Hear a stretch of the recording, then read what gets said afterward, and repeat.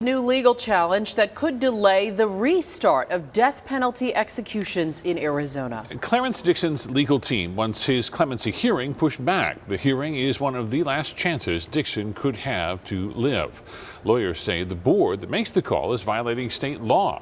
Political reporter Mark Phillips digs into it. Clarence Dixon may be running out of time, but not options. His attorneys are asking a Maricopa County Superior Court judge to delay Dixon's April 28th hearing before the Arizona Board of Executive Clemency. They argue 3 of the 4 current board members come from law enforcement. Arizona law stipulates no more than 2 members of the same profession can serve on the board at any one time. We took that to Robert Dunham with the nonprofit Death Penalty Information Center, a group promoting informed discussions about death penalty cases. When you have 4 members of the board, one of whom was a member of the Attorney General's office, and the other 3 who had decades of experience as law enforcement, that begins to look like you're not having a meaningful cross-section of individuals making the determination. The hearing before the Clemency Board is Dixon's last chance to plead for mercy. The board votes whether to recommend to the governor to grant either a commutation of sentence and/or a reprieve. The governor is not bound by the recommendation. Mr. Dixon has the right to have a clemency proceedings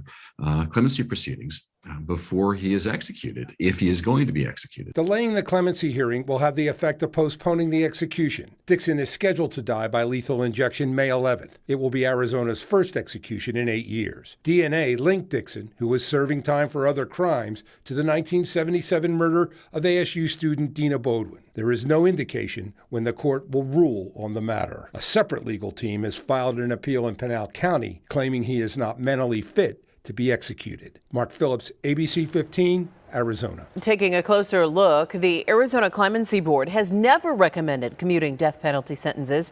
Big picture here, it is rare nationwide. In fact, this map from the Death Penalty Information Center shows clemencies in blue, 293 in all, compared to executions in red, more than 1,500.